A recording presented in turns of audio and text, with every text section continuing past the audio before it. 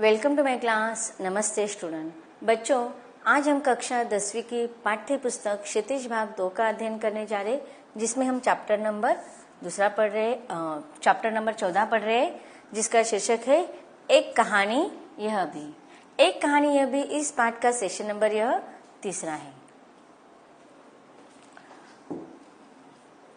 इसके पहले भागों में हमने देखा था कि लेखिका के व्यक्तित्व पर उनके पिताजी के व्यक्तित्व का किस प्रकार से असर हुआ है, कि उनके जीवन के अच्छे और बुरे गुण लेखिका के अंदर किस प्रकार से आए। कि लेखिका कहते हैं कि उनके पिताजी के व्यक्तित्व की वजह से उनके अंदर हीन भावना की निर्मित हुई थी, और वह हीन भावना की निर्मित भले ही बचपन में हुई थी, लेकिन आज इतना सम्मान पाने के बावजूद भी उनके अंदर वह हीन भावना पनप रही है। आगे भी लेखिका वर्णन कर रही है उनके पिताजी के व्यक्तित्व के बारे में, तो उसको हम पाठ के परिच्छेदों के द्वारा पढ़ते हैं। लेखिका कहती है कि उनके अंदर बचपन से ही उनके पिताजी के जो खामियां थी उसमें से उनके अंदर हीन भावना की निर्मित हो गई थी। आगे लेखिका कहती है कि पिताजी के जिस शक्की स्वभाव पर मैं कभी कभी भन्ना जाती थी। अब देखिए, चाहे और अनचाहे, लेखिका कहती है कि ना अनचाहे या अचानक से उनके स्वभाव में आ गए। तो इस प्रकार देखो, पिताजी के अंदर जो शक्की स्वभाव का गुण था, अवगुण, वह उनके अंदर भी पनपने लगा था। अब लेखिका को पिताजी का जो शक्की स्वभाव था उस पर वो बहुत बार क्रोधित हो जाती थी, गुस्सा हो जाती थी। पता नहीं पिताजी के इस प्रकार से शक्की स्वभाव कैसे है, लेकिन धीरे धीरे वही शक्की स्वभाव लेखिका के अंदर भी पनपने लगा था। एकाएक अपने खंडित विश्वासों की व्यथा के नीचे मुझे उनके शक्की स्वभाव की झलक ही दिखाई देती है। बहुत अपनों के हाथों विश्वासघात की गहरी व्यथा से उपजा शक। अब देखिए, लेखिका भी कहती है कि जिस प्रकार से उनके पिताजी को अपने ही परिवार के लोग, अपने ही दोस्तों के द्वारा जब विश्वासघात हुआ था, तो उनके पिताजी हर कोई व्यक्ति पर विश्वास नहीं करते थे, शक की नजरिए से देखते थे। तो लेखिका भी अपने जीवन में आए हुए लोगों की तरफ इसी प्रकार से शक की भावना से देखा करती थी।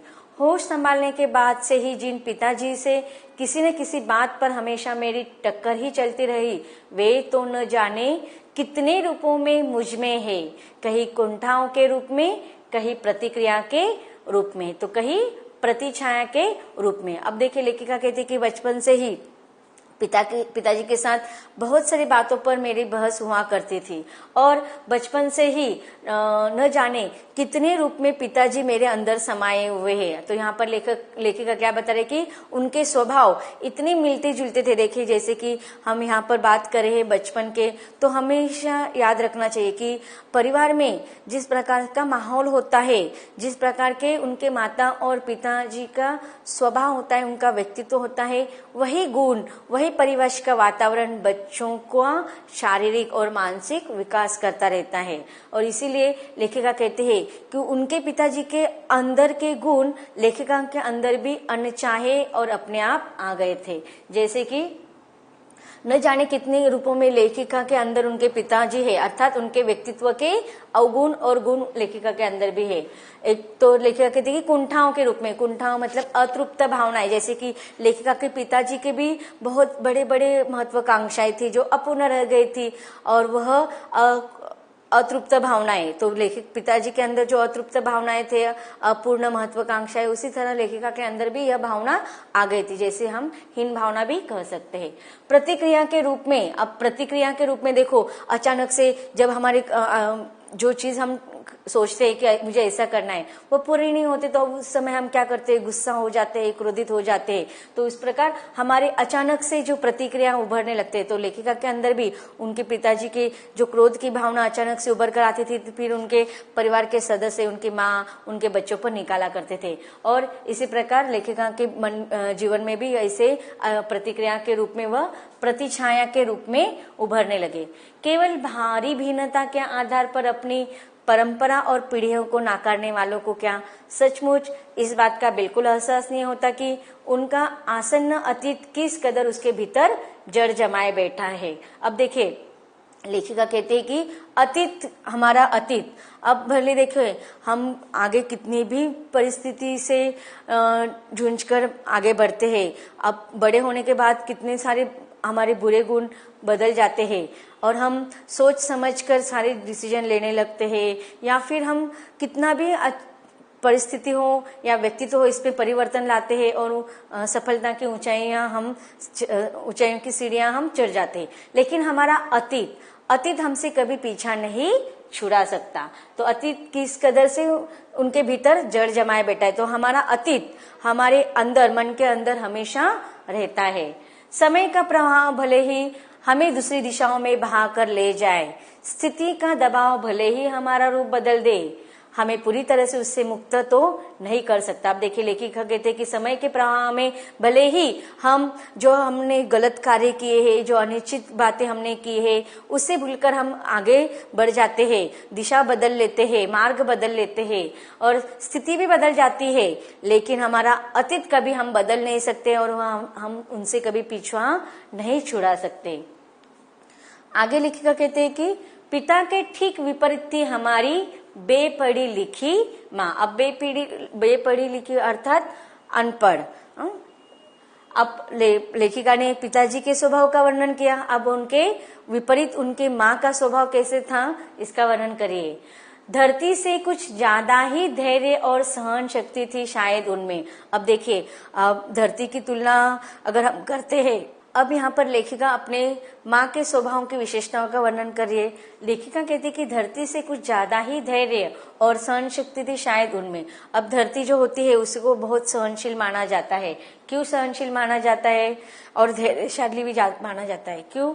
क्योंकि हम देखते हैं कि धरती हर मौसम में, बरसात के दिनों में पूरे बरसात को सहन करती है, ठंडक के दिन में पूरे ठंडी को सहन करती है, सर्दी के मौसम को सहन करती है। उसी प्रकार जो गर्मी का मौसम होता है उसमें सूरज के तीव्र किरणों को भी वह सहन करती है। तो उसके जैसे सहनशील कोई नहीं होता है। किसके समान? धरती के समान। तो लेखिका अपनी माँ को धरती से भी अधिक सहनशील रहने वाली माँ कहती है और अधिक धैर्य धारण करने वाली माँ कहती है। पिताजी की हर ज्यादती को अपना प्राप्य और बच्चों की हर उचित अनुचित फरमाइश और जिद को अपना फर्ज समझकर बड़े ही सहज भाव से स्वीकार करती थी वे। अब लेखिका अपने माँ के गुणों का, व्यक्तित्व के बारे में बता रही कि पिताजी की हर ज्यादती की, देखो पिताजी जब चाहे अपना गुस्सा, अपना क्रोध अपने पत्नी पर निकालते थे तो वो उसे अपना प्राप्य अर्थात अपना भाग्य या नसीब मानती थी। और बच्चों की हर उचित अनुचित फरमाइशों को पूरा करना, उनकी जिद्दों का पूरा पालन करना, यह उनको अपना कर्तव्य समझकर उसको सहज भाव से वह स्वीकार कर लेती थी। उन्होंने जिंदगी भर अपने लिए कुछ मांगा नहीं, चाहा नहीं, केवल दिया ही दिया। अब देखिए यहाँ पर लेखिका ने अपने माँ को व्यक्तित्वहीन क्यों कहा है इसके बारे में बताते हुए लेखिका कह रही है कि उन्होंने कभी भी किसी के सामने अपनी रुचियों के बारे में बताया नहीं, किसी को अपने बारे में क्या चाहिए कभी नहीं बताया, बल्कि उन्होंने सिर्फ अपने पिताजी, अपने बच्चों को प्यार दिया, उनके हर जिद को पूरी की, अपने परिवार के लिए अपना पूरा जीवन उन्होंने न्यौछावर कर दिया। उन्हें अब देखिए, इसके पहले हमने 9th कक्षा में जो पाठ पढ़ा था मेरे संग की औरतें, इसमें देखो मृदुला गर्ग, इनका पारिवारिक परिवेश हमने देखा था और अब लेखिका का पारिवारिक परिवेश हम देख रहे हैं कि वहां पर देखो हर चीज की स्वतंत्रता थी उस स्त्री महिलाओं को भी। अब मृदुला गर्ग की लेखिक माँ जो थी वह किस प्रकार से अपने रुचियों को बनाए रखी थी, संगीत सुना करती थी, किताबें पढ़ती थी, साहित्यिक चर्चा किया करती थी। लेकिन वहां पर हम देखते हैं कि उनकी माँ को घर के काम काजों में कोई इंटरेस्ट नहीं था, बच्चों के कार्य करने में कोई इंटरेस्ट नहीं था। लेकिन यहाँ पर लेखिका की माँ उसके विपरीत है। उनको सिर्फ अपना जीवन उन्होंने सिर्फ परिवार के लिए ही समर्पित कर दिया था। परिवार के सारे कामों में वह इतना इंटरेस्ट लेती थी कि उनको अपने खुद के इंटरेस्ट के बारे में कभी पता भी नहीं चला और इसीलिए उन्होंने अपना पूरा व्यक्तित्व, अपना पूरा जीवन अपने घर परिवार के लिए समर्पित कर दिया। हम भाई बहनों का सारा लगाव शायद सहानुभूति से उपजा। आप देखिए लेखिका कहते हैं कि अब सारा लगाव माँ के साथ था, लेकिन निहायत असहाय मजबूरी में लिया लिपटा उनका एक त्याग कभी मेरा आदर्श नहीं बन सका। अब लेखिका कहती कि देखो, हम सारे भाई बहनों में पिता से ज्यादा हमें सहानुभूति लगाव माँ से था। क्यों? क्योंकि उनके प्रति हमें सहानुभूति थी, क्योंकि वह सारे दिन रात कष्ट मेहनत पिताजी का सारी आज्ञाओं का पालन, क्रोध में सारी वह नसीब मानकर वह सहन कर रही थी। इसलिए ही शायद हम लोगों का सारा लगाव अपनी माँ के साथ था।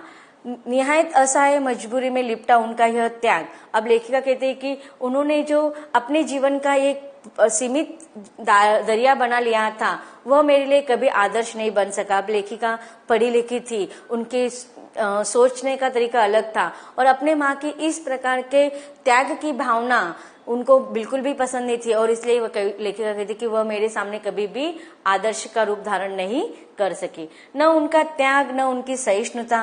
खैर जो भी हो, अब यह पैतृक पुराण यही समाप्त कर अपने पर लौटती हो। अब देखिए यहाँ पर लेखिका ने पैतृक पुराण अर्थात अपने पिताजी की जो कहानी है, पिताजी की जो गाथा है, उसके बारे में लेखिका कहती कि अब मैं अपने बारे में आपको बताती हूँ। अब आगे लेखिका अपने बारे में कह रही कि 5 भाई बहनों में सबसे छोटी मैं, सबसे बड़ी बहन की शादी के समय में शायद 7 साल की थी और उसकी एक धुंधली सी याद ही मेरे मन में है। लेकिन उसमें से 2 साल बड़ी बहन सुशीला और मैंने घर के बड़े से आंगन में बचपन के सारे खेल खेले।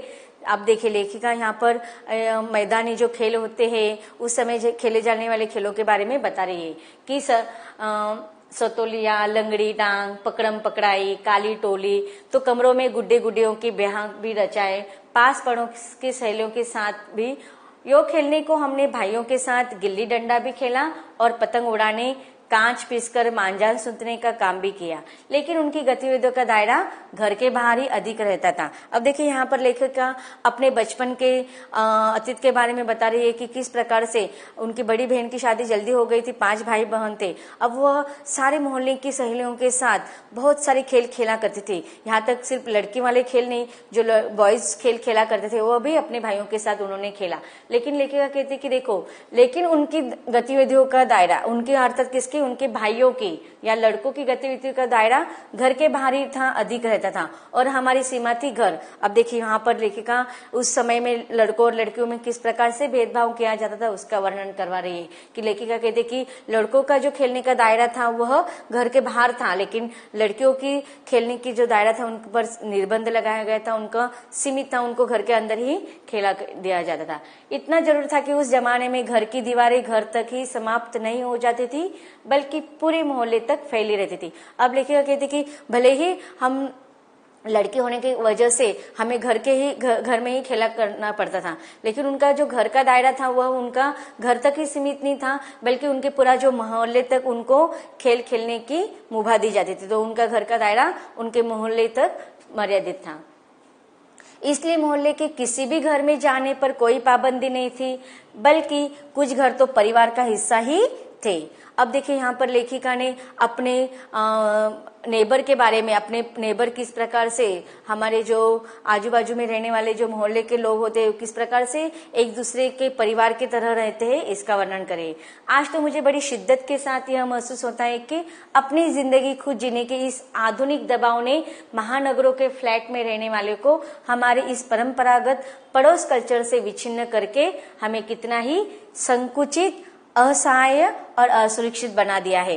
अब देखिए हम सबको ये पता है कि पहले समय में किस प्रकार से लोग एक दूसरे के साथ भाईचारे के साथ रहा करते थे, क्योंकि वहां पर अधिकतर मोहल्ला सिस्टम रहा करता था, चौल सिस्टम रहा करता था, घर छोटे छोटे होते थे और लोग एक दूसरे से ज्यादा मिलजुल कर रहते थे। लेकिन आज देखो फ्लैट सिस्टम हो गए, बिल्डिंग सिस्टम हो गए, तो लोग क्या हो गए हैं, अपने घरों में सीमित रह गए। यहाँ तक कि देखो परिवार ऐसा होता है कि बड़े बड़े फ्लैट्स में रहने वाले लोग न केवल आजू बाजू लोगों से ही वो संबंध नहीं रखते बल्कि घर में भी जो परिवार के सदस्य होते हैं वो एक दूसरे से बातचीत नहीं करते। हर कोई व्यक्ति अलग अलग कमरों में अपना जीवन व्यतीत करता रहता है, कमरे में उनका व्यक्तित्व या उनका जीवन सीमित हो जाता है। तो यहाँ पर परंपरागत पड़ोस कल्चर का किस प्रकार से विच्छिन्न हो रहा है इसके बारे में बताया जाता है कि हम देखो हमारी परेशानियां समस्या के समय, आज देखते हैं हम अपने सारी समस्याओं के समय पड़ोस के लोग हमारे दुखों में शामिल होते हैं, सुखों में शामिल होते हैं, लेकिन आज यह नहीं दिखाई देता है। आज का इस फ्लैट के युग में लोगों का जो मन है वह संकुचित हो गया है, विचार करने की जो धारणा है वह भी संकुचित हो गया है, असहाय कि किसी भी प्रकार की वो सहायता एक दूसरे को नहीं करते, और इससे लोगों के बीच में असुरक्षितता की भावना पनपने लगी है। मेरी कम से कम 1 दर्जन आरंभिक कहानियों के पात्र इसी मोहल्ले के हैं जहां मैंने अपनी किशोरावस्था गुजारी, अपनी युवावस्था का आरंभ किया था। अब देखिए लेखिका कहते कि उनके जो कहानियों के जो पात्र है वह अधिकतर इसी मोहल्ले के हैं।